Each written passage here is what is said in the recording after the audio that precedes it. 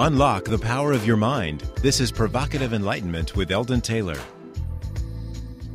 And welcome to another hour dedicated to a fresh inquiry exploring exactly what enlightenment means and what it is to be enlightened. Indeed, an hour devoted to learning something more about ourselves, an hour designed to help us integrate all of our knowledge and perhaps even challenge some of those ideas about the world we live in and the people we have become. This is an hour for the open-minded, willing to risk their foregone conclusions and perhaps discover an entirely new dimension in their thoughts and being. I'm Eldon Taylor, and this is Provocative Enlightenment.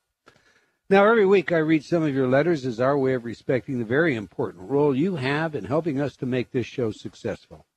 Last week, our guest was Elaine Clayton, and we discussed deepening your intuitive and psychic knowledge by journaling with cards as you participate in a visual, artistic approach to creating spiritual intelligence.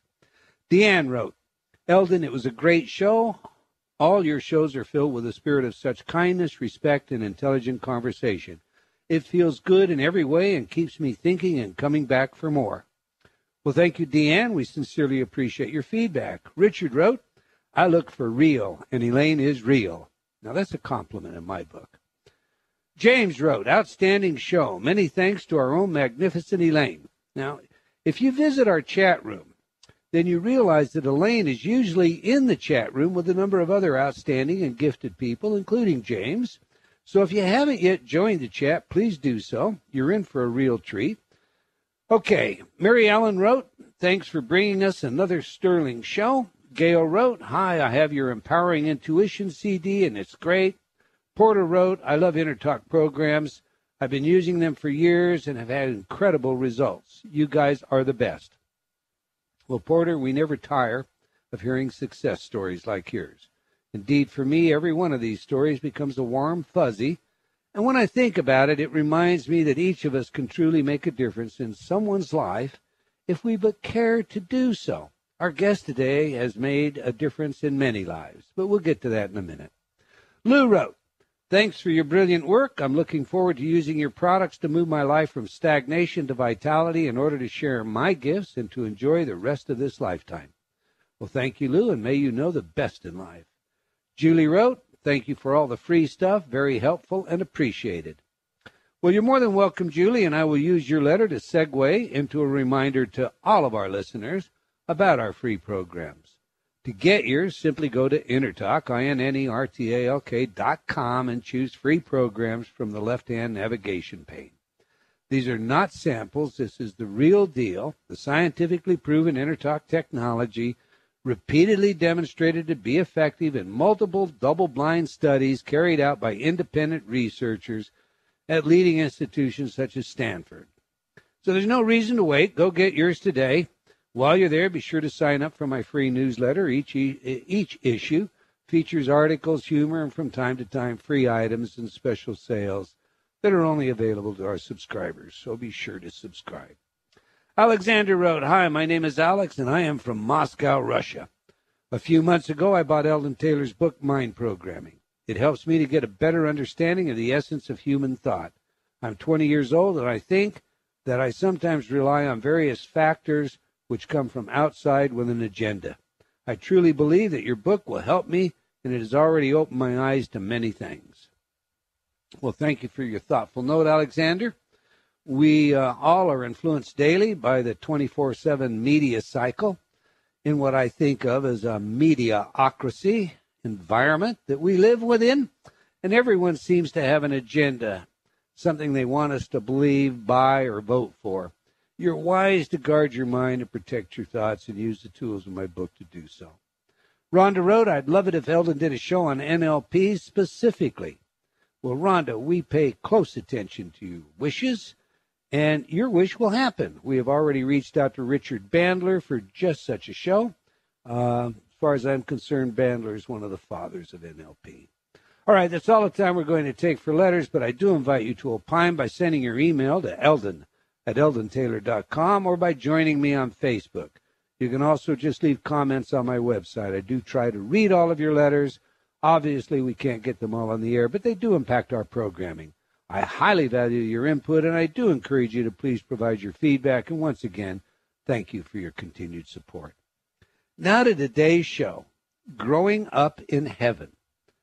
We have had many guests discuss life after death, and we have investigated this premise via reincarnation, near-death experience, EVPs, mediumship, trance channeling, and so forth. Our efforts have sometimes led us to awe, and sometimes we've been let down by hype. Today we're going to look at the entire matter through a different lens, that of the child. Think about it. Do children play together in heaven? Do children grow up in heaven? Is heaven a place like our hometown where we are more or less unchanged from the time we arrive throughout eternity? Or is heaven a state of consciousness that we experience that seems like a place until we recognize our true essence, and then we move into some less corporal form? How do you see the other side? Do you think children from all walks of life, regardless of age or ethnicity, experience the same heaven? What about tiny infants? These children have no language except their cries. Do they suddenly gain language skills? Are they grown up when they get to the other side, or do they remain infants? Well, the answer to these questions are just a taste of what our guest today has knowledge of, based on his experience as a result of his mediumship abilities. I'm speaking, of course, of the world-famous medium, James Van Praagh, and in his new book, Growing Up in Heaven, a book you are going to love, he brings to light the amazing journey of children who have passed from earth to heaven. James Van Praagh is the New York Times bestselling author of Ghosts Among Us and Unfinished Business. And Unfinished Business is a fantastic book. I really love that book. Through the years, his message of hope has touched a great many more people due to his television appearances on such shows as Oprah, Larry King Live, Dr. Phil, The View, A&E Biography, 2020, 48 Hours, and on and on and on.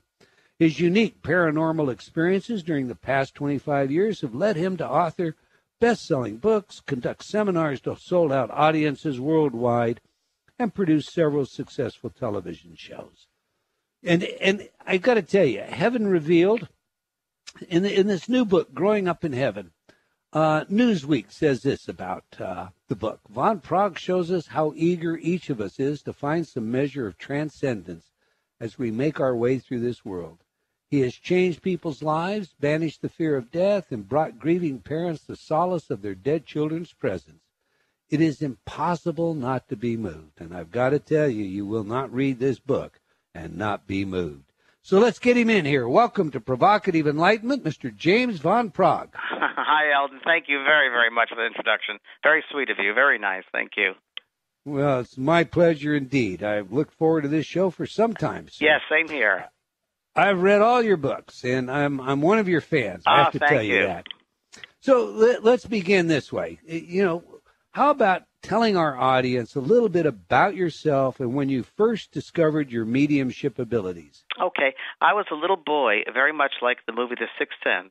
I was probably around the age of 3 or 4 years of age when I would see lights and colors around people, now, of course, known as the aura, and I would see spirits around people. And I didn't think anything was strange or unique about that. I thought every child could see that way. I was measuring my universe, if you will, by what I was seeing and my sixth senses.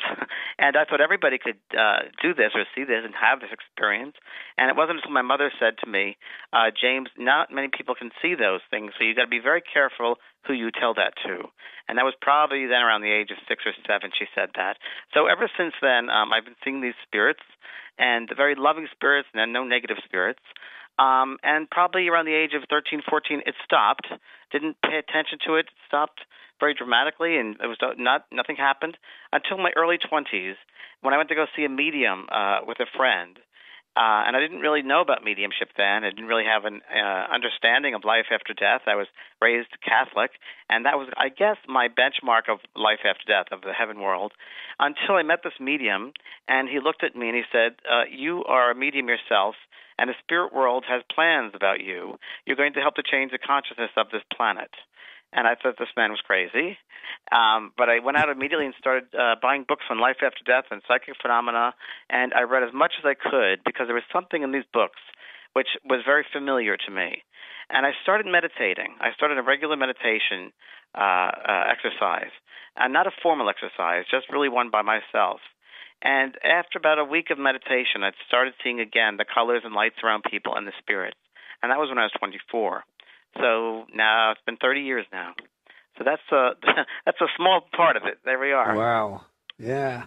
You know, I've read your books, like I say, and for years I was an investigator, and I used psychics on a number of different crimes. And the audience is aware of that. I've discussed that in the past. So when the movie Talking to Heaven came along, I was particularly interested in the scene where you lead detectives to the children who were buried alive. Yes. Where and when did that happen or take place? And, Sure. And did saving their lives, did that have anything to do with your new book? Interesting. It didn't have anything to do with the new book because the new book was recently written, and that movie was now it's about 7 or 8 years old. I used to work with the police years and years ago on kidnapping cases, and I didn't do this publicly. It was done privately. And I remember that the hardest thing for me was when I would see the person kill the child, and I would see that over and over and over again. And for this movie, I met with the writer, and I said we should do something with children because I keep on seeing this. And I was also working on a story about Edgar Allan Poe, and he said, "How about burying alive these children?" And I said, "Well, that's interesting." And so that's where that came from. And that whole scene in the lake and the swamp was really directly from a case that I worked on in New Orleans. Of course, Hollywood makes it much more dramatic, if you will. But it was based on a couple of readings I did.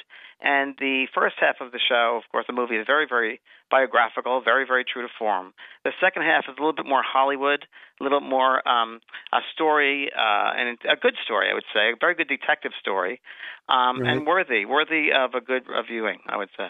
But what they did, then, if I understand you, is they conflated information from multiple cases and a little bit of fiction to create that in the movie. Is that right? That's right. And then at the end of the movie, I don't want to ruin it for people that haven't seen it yet, but at the end of the movie, I worked very closely with that writer, and it is the truest form of love and forgiveness at the end of that movie. The last scene of that movie is such a forgiveness and loving scene, and when people get it and they realize, oh my gosh, this is pure unconditional love here, it really moves them. And that's why I wanted to leave people off with that movie.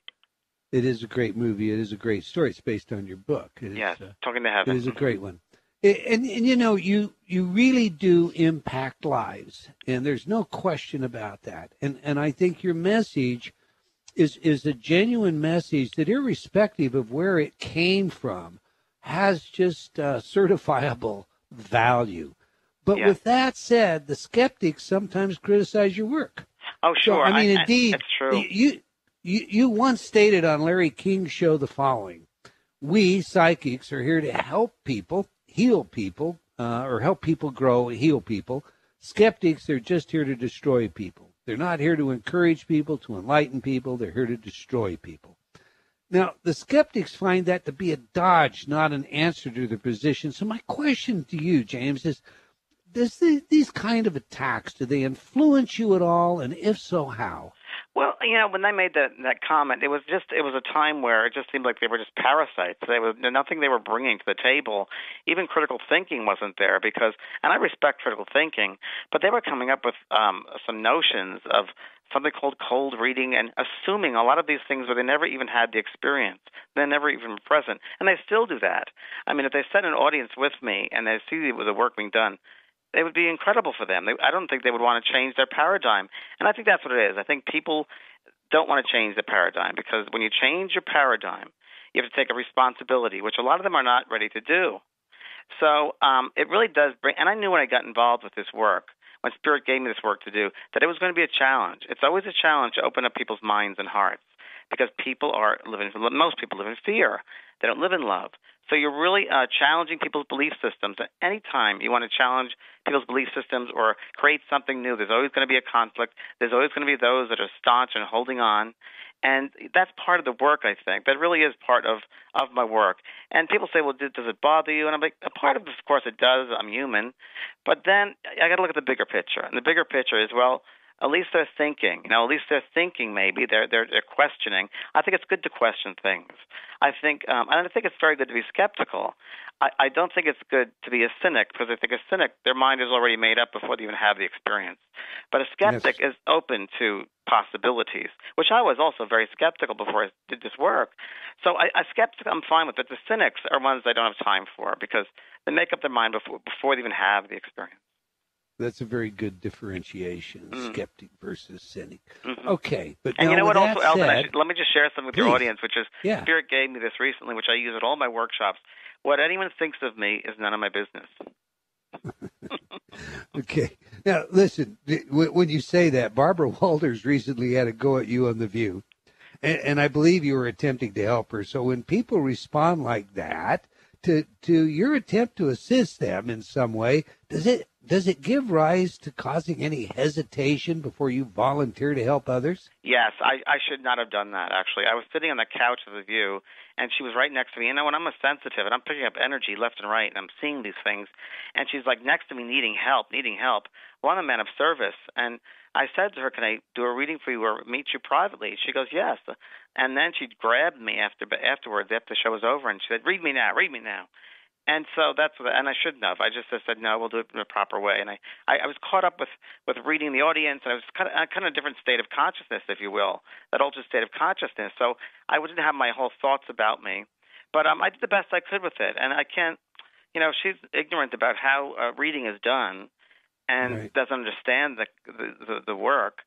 What can I say? What can I say? Well, technically, I guess, let me just ask you or throw this out. I mean, my impression is you, in a reading, you could see something that for all intent and purposes isn't occurring right this minute. Correct. But could take place tomorrow. Correct.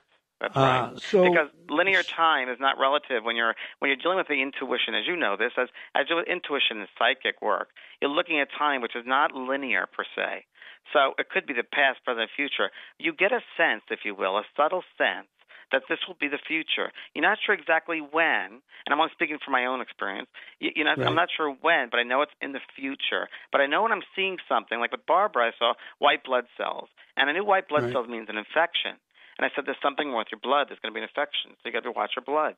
Now, that came about because she had a heart problem that happened a year after that. And I don't know, but I'm just saying that she could have had an infection, and there were white blood cell count went up. Yeah. So, but she would never admit that publicly. No, but I think it's also important that everybody kind of understand how this works, and then they can come to their own judgment. Sure, when you have that sense of knowingness is the truth. Everybody has a sense of knowingness. We all know that gut feeling, that instinct, that intuition. When you know something to your core, you have to trust it, no matter what it is. Okay, let's go to your new book. It focuses on the journey of children who have passed from earth to heaven. How is this journey different for children, James, than it is for adults? Very good question. I'm multi-answered here. I should really go back to the source of how the book was done, because I never expected to write a book like this.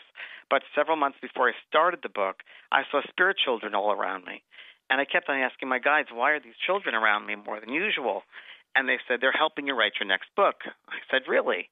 And it was a book intended for parents who have lost children, because I believe that's the number one pain in this earth, the grief that we go through, that people on this earth go through. That experience of losing a child is like none other. So this was a book from children to their parents, and that really to show them that they have not lost them, that they're indeed part of their life still, and the reasons why these things happen, why do they leave early, and what are they doing on the other side, and the things that you mentioned earlier. So it's a book written by children, I would say, children's spirits. So the children, they're actually telling you a story, and that's the story that's in your book. From their perspective, that's right. Right. So how do children in heaven communicate with those on earth? I mean, especially like their parents, siblings, pets, and other loved ones. Well, as children are, of course, very, very open, because children have not been on this earth long enough to learn about judgment and get dirty, I say. So they're pretty open. So a child's spirit, when they pass over, they're also very open at being closer to their mother or their father, and they're very good at, how can I say this, emotional thought transference. They can send loving thoughts, and they can appear in the parents' dreams. The number one way, they'll appear in the dreams. They will feel them around them. They will hear them in their heads. They'll be sitting in a car and they'll feel them next to them. Many times kids will put on the computers and the lights will flicker on and off. Different ways they get through. Easier, it seems, than the adults can get through, it seems, because children are so pure, if you will, pure of heart. Is it true, James, that a person who is blocked in grief and despair can actually make it difficult for their children to get through to them? Yes, very, very much so, Eldon. I've done hundreds of thousands of readings for parents from all different parts of the world.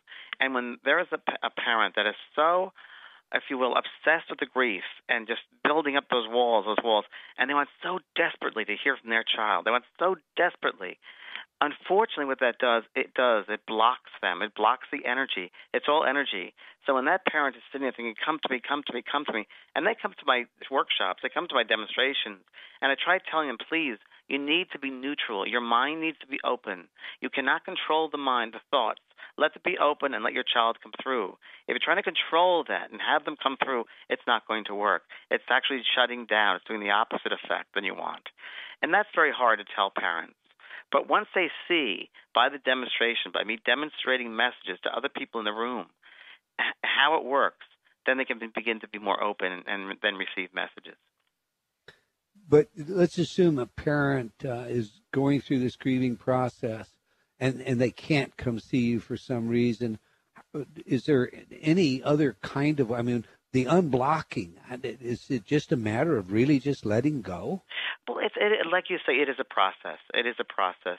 And I remember a lady said to me once, a mother, she said to me that she was very angry because someone said to her, your son has died 2 years ago, get over it. And that's very, very wrong, because every single person grieves differently, and the time that they need is different for each individual soul. For a parent, I would just like to say that there is no such thing as death, that the child is around them. The child's very, very much alive, and the child will be with them. And they just want their parents to know they're okay, they're not dead, they are around them. And for some reason, they had to go over it this time. Perhaps it was to help the parent from the spiritual levels. I have found also that the child will very, very much try to, if you write a letter to the child, I always tell parents, sit down and write them a letter. And 2 weeks later, have a letter written from the child to you. Just sit down and write it, and they will come through that way. That happens. That's quite successful. So, and you can talk to them. They hear your thoughts very, very clearly, and they're always around. That's the main thing. You write in your book about the guilt that a lot of parents feel. When we come back, we've got a hard break coming up. When we come back, let's pick up there and talk about how parents can relieve themselves of the guilt and the kind of change that has in their dynamic, their ability to communicate with children of the past over. Okay. You're listening to Provocative Enlightenment on Hay House Radio. We're about to show a film in the chat room featuring James Van Praagh. You definitely want to catch that. It is a wonderful film. It's based on a wonderful book, Growing Up in Heaven. The phone lines are all full. We'll take some of your calls when we come back in this next half hour. We appreciate you being there, and we appreciate your patience. We're talking about growing up in heaven. If you're not already in our chat room, again, I'm going to urge you to get there. Catch that video clip. Just go to eldontaylor.com/chat. Stay with us during the break. You won't want to miss what's coming in the next half of this show. We'll be right back after these words from some of our friends.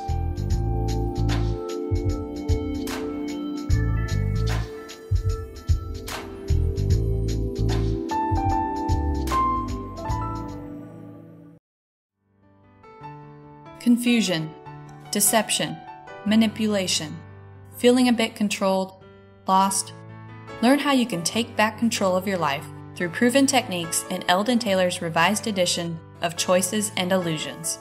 This New York Times bestseller is a guidebook to your journey to self-actualization, filled with practical, real-life solutions backed by scientific studies and guaranteed to awaken your inner genie. Get your copy today from all bookstores.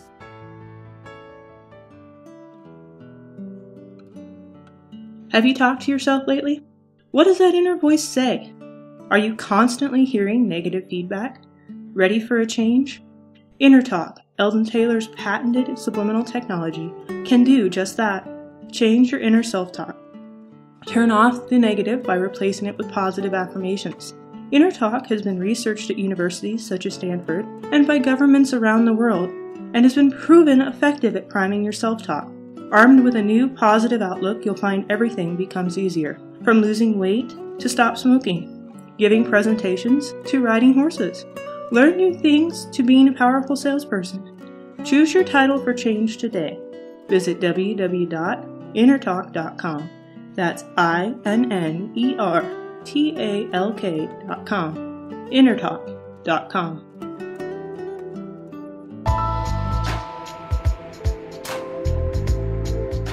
Unlock the power of your mind. This is Provocative Enlightenment with Eldon Taylor. Welcome back. If you just joined us, we're discussing Growing Up in Heaven with James von Praagh. But before we get back to today's show, I want to invite you to like our Facebook fan page for Provocative Enlightenment Radio. As a fan of the show, you'll receive special announcements and incentives from time to time as our way of thanking you for your support. I would also like to invite you to join me on Facebook.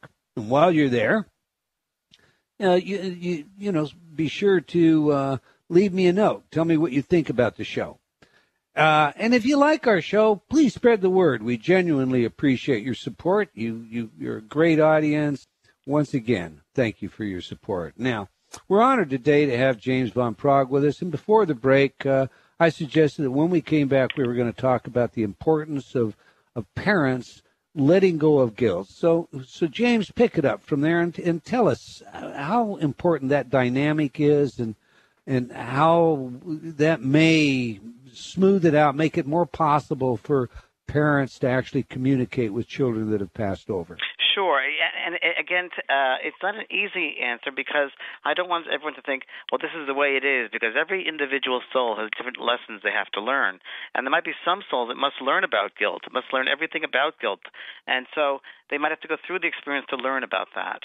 But I will say, from my experience, not only with children, but with other spirits as well, with parents and family members, that guilt plays a major part in that the spirit, once they pass over, and the child, and the regular spirit there, they see the thoughts, if you will. They see the energy and the thoughts that are created by the loved one on the earth. And let's say for a child's experience, and the parent has a lot of guilt, the guilt might be, oh, gosh, I could have saved his life. If I didn't give them the car keys, they never would have gotten in the car, and they would have been alive. I killed them. And that's a very normal behavior and reaction that I've seen from thousands of parents. And really the truth is, I think it's one step beyond that. I think it's really from the universe, and I think it's the universe in charge, not the parent. But the parent might feel that they are. The way to help them with that is to help them to realize there's a bigger picture at stake here. There's a much, much broader picture, a bigger picture, and we are spirits having a physical experience, not the other way around. And the timing of things is really, I call it divine timing, because it really is the universal divine time. A child's soul might just need the experience of 5 years, of 15 years, of 20 years, and they go back home. And it might also be this connection, this agreement with all these souls, the parents and the child, before they come back into the incarnation, that the parents have to go through this loss. They have to deal with guilt. They have to deal with regrets. This might be valuable lessons for them that this opportunity, this experience is giving them. When there is a lot of guilt, it seems that the poor child that's passed over is very much aware of the person's suffering, of the parent's suffering, unnecessarily. They don't need to. They're fine. And it seems to block them. It blocks them from their own spiritual, the parents' own spiritual evolution. And when you're so held on to that guilt, it kind of puts you in a darkened room, if you will, and it's hard for you to see the light. It's hard for you to make the right choices in life once you're set in that mindset of guilt. So children that have crossed over, they may well be trying to help their parents on this side. Oh, very much so. Okay. How about the other way around? I mean, you tell a story in your book about Gina, the 15-year-old girl who was caught up in drug violence and, gang activity. Can parents, or I mean, what happens to Gina when she goes to heaven, I guess might be the first question, but can parents assist children that have this negative experience? Very, very much so. Let's just say if Gina passed over drug addiction or even sometimes an overdose I've had that happen many times with clients where a child passes over with an overdose, drugs, addictions, and they immediately, it's very, very interesting because when I bring through the message, I bring through the personality that they just experienced with the parent on earth, and then the personality of the soul of that spirit, which is a little bit different in that they realize that they had to go through the experience of the drug addiction because maybe in a prior lifetime they have a whole cycle of addictions and they were trying to break it this lifetime. Or there was a lesson about self-worth that they had to go through. And unfortunately they fell down to drugs or alcohol. And so there are always reasons why, those meanings by. But I have found, as I wrote in this book, Growing Up in Heaven, when I originally wrote the book, I really did think it was children talking to their parents. But as the book progressed, it really was about soul-to-soul connection and soul families and soul groups and their agreement with each other and what lessons they're going to learn this time around or what lessons they're going to learn in the future or what they've learned from the past. That was the most important thing I found. So then, and I want to get to our phone calls, and callers, please, no readings today, but we'd love to take your questions. I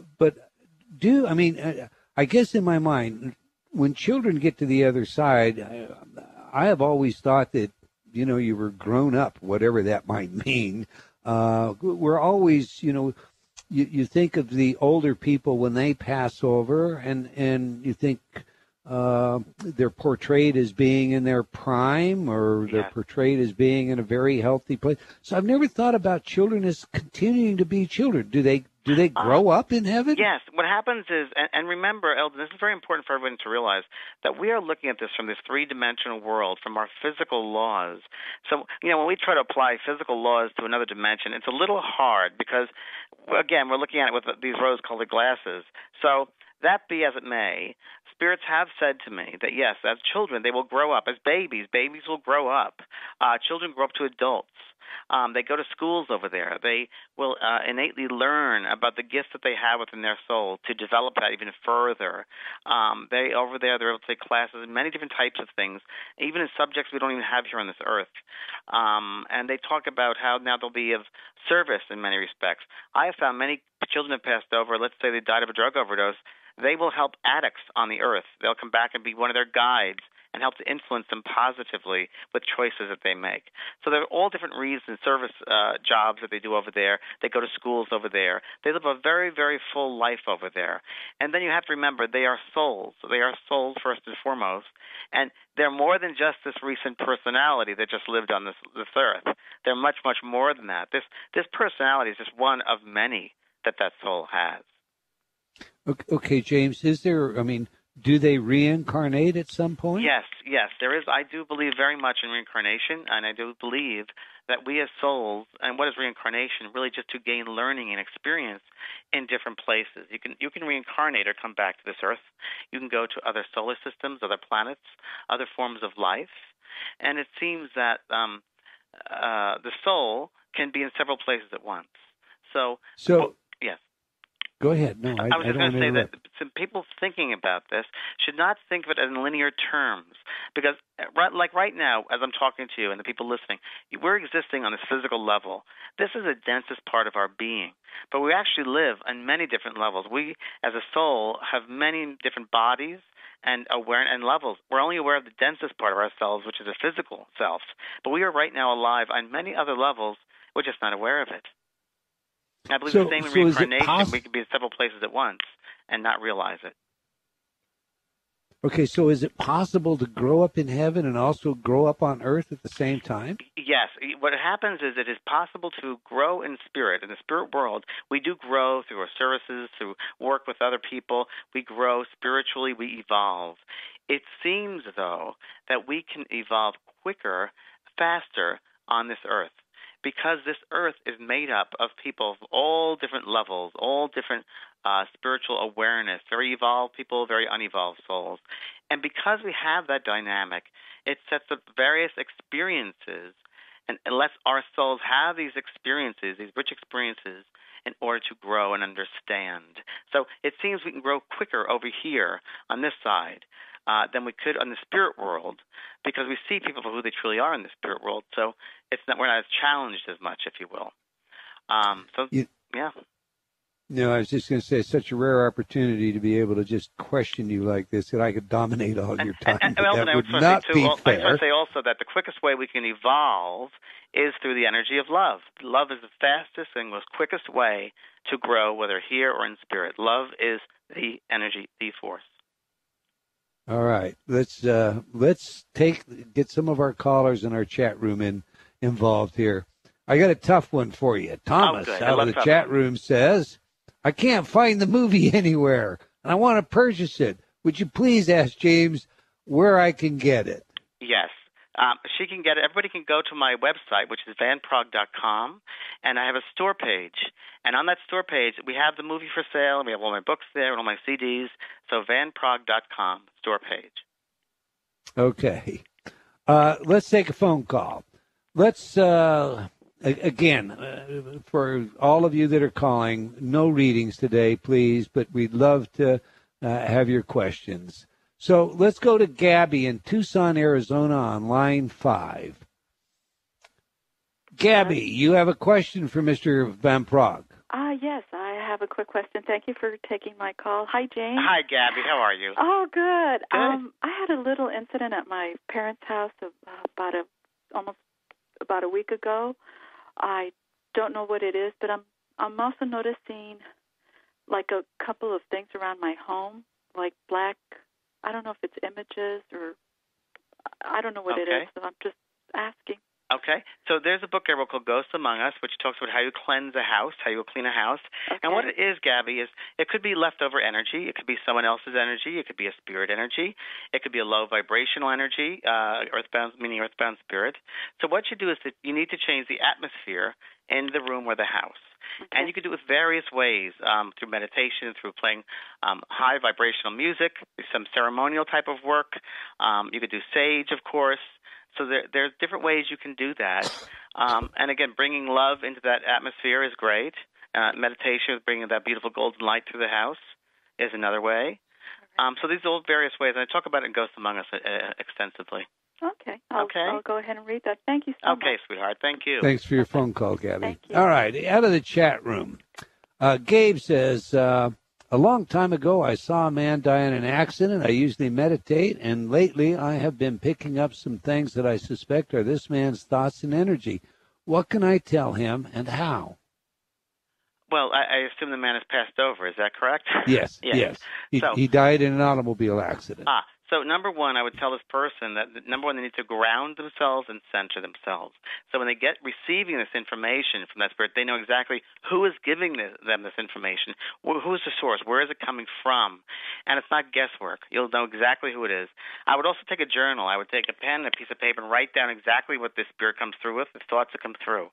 The best way to really get more information through is through meditation, is quieting the mind, and ask them to come through at a specific time, if you will, and train yourself at that particular time. That's when I'll receive the messages. That's my suggestion. All right. Let's go to line 6 and talk to Jill from Santa Fe. Jill from Santa Fe. Hi, you're on the air. You have a question? I do. I don't know why it is. First of all, hi. Hi, Jill. Great to talk to you. You too. I don't know why it's taken me so long to figure this out, but I really want to help children who've crossed over to bring messages to their loved ones. And I think I've been killed for it many lifetimes for my abilities. Probably. Is there any way to get rid of those fears and blocks that have blocked me this lifetime? Sure. Okay.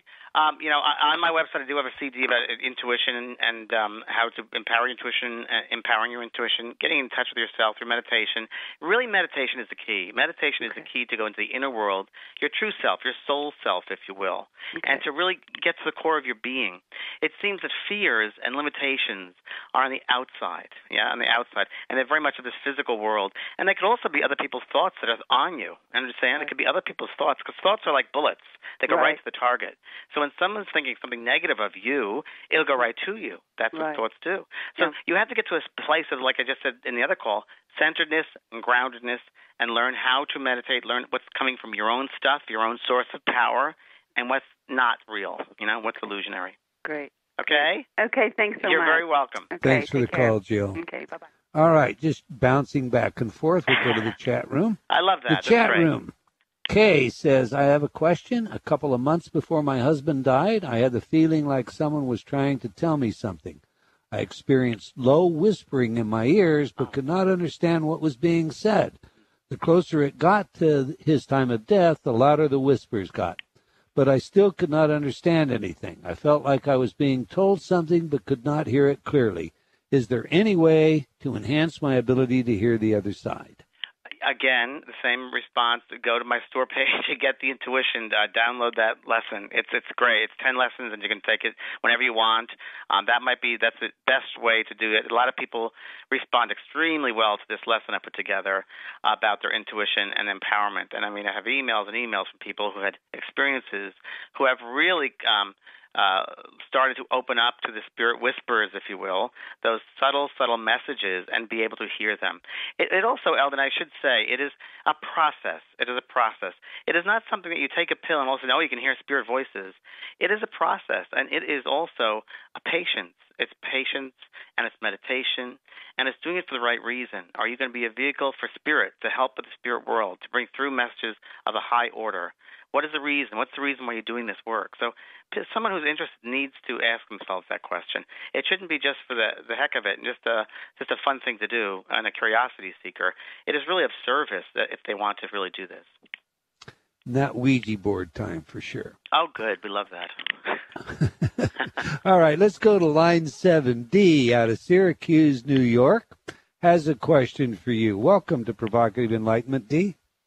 Hi, Eldon. Hi, James. Thank you for taking my call. Thank you. Of course.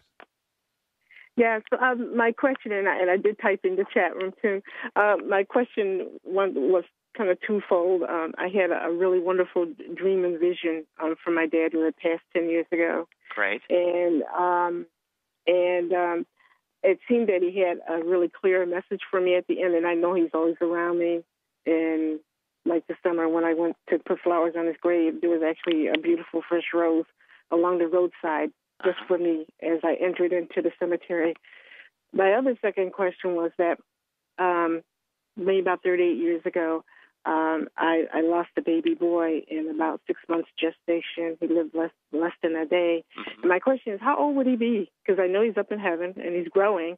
I know he's still. So how old would he be if he was alive on the physical earth? He would be probably about 38. Right. So he'd be around that age now in the prime of his life. Oh, okay. Wow. The other thing about the first part, what you asked about your dad, you have to understand, spirit will get through to you as many ways they possibly can. And the dream state is the number one way they will communicate with us, is the dream state. And for anybody else that's listening who want to contact their spirit friends and family, before you go to sleep at night or as you're going to sleep, you can ask them to please appear in your dreams. Please appear in the dreams. And they might not do it that night, but the next couple of weeks or months they will definitely do that. I tell people that, we do leave our bodies at night we go to sleep because we are spirits.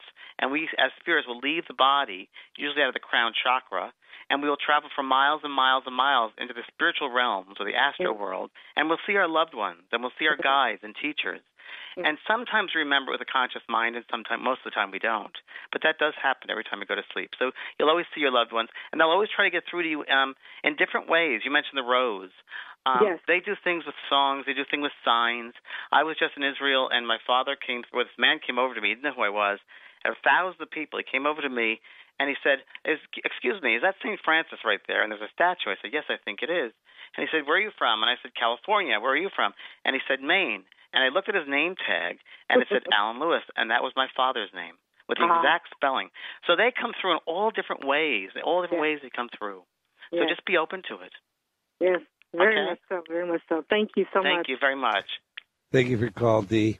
All right, Kevin from our chat room asks, let's see, I'm going to read this.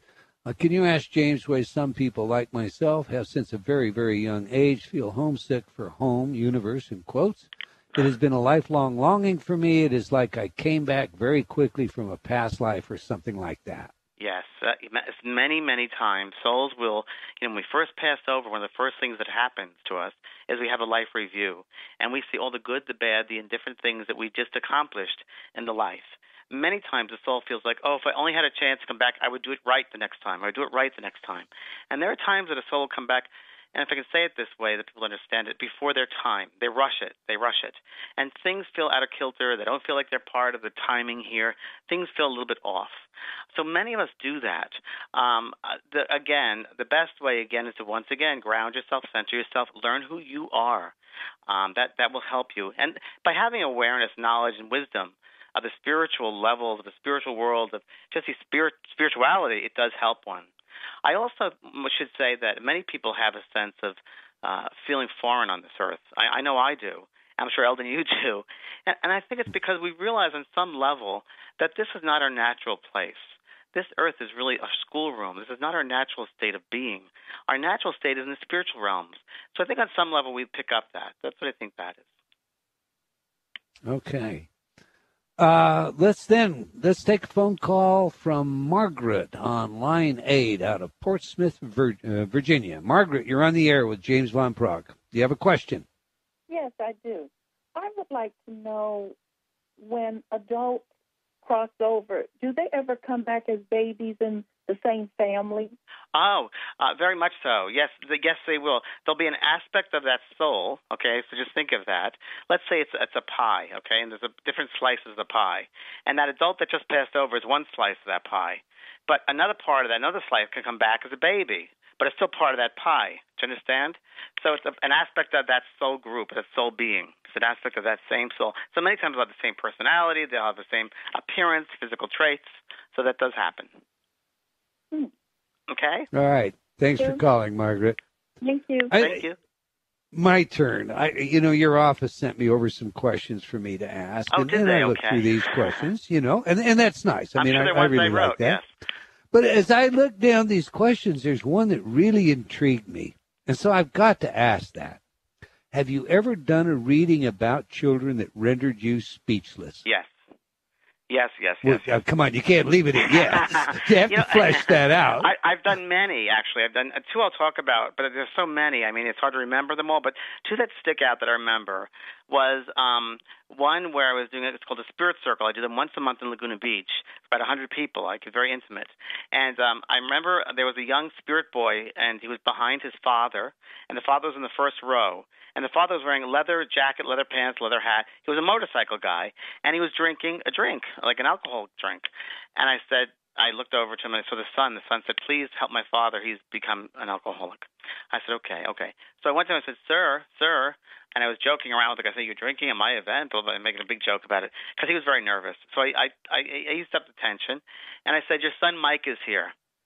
And this man was very new to this whole thing. He started shaking his head. He said, "His head doesn't hurt anymore." The man flipped out.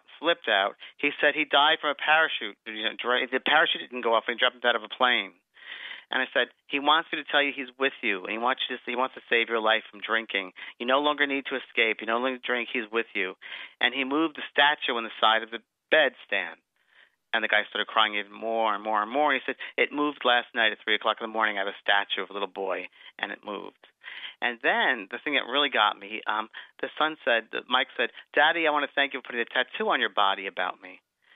And the father totally freaked out, pulls off his jacket, pulls up his shirt, and in big Gothic letters it says, "To my beloved son, Mike." His whole French chest.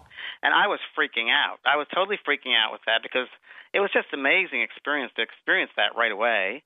And then as I was like, wow, a little girl in the back row raised her hand, and she said, "Mr. Van Praagh, I was here last month with my parents, and my 20-year-old sister came through. And she said that Grandpa wanted to tell Grandma, it's okay, she can go home now." And then her father stood up and said, "Yes, Mr. Van Praagh, we went home and told my mother that, my dad is waiting for it. It's okay to go." She died 10 minutes later. Oh, wow. So, and what do you say to those people? "Oh, wow, I'm sorry," or "Oh, wow," or, how can you react? But those are just pretty, you just stand there with, your jaw open. Well, we're out of time. My jaw's open, I'll tell you that. The book we've been talking about is Growing Up in Heaven. The author is, of course, James Van Praagh. He's given you the website. Give it one more time, please. Yes, it's vanpraagh.com, and we have a chat room there as well. And I have Facebook also. I'd love to have some Facebook friends, too. All right. Well, that's great. We've come to the end of another hour of Provocative Enlightenment. I want to thank you all for joining us, and I hope you enjoyed our show. If you have comments on the show, do let us know. Until next time, remember, believing in yourself always matters.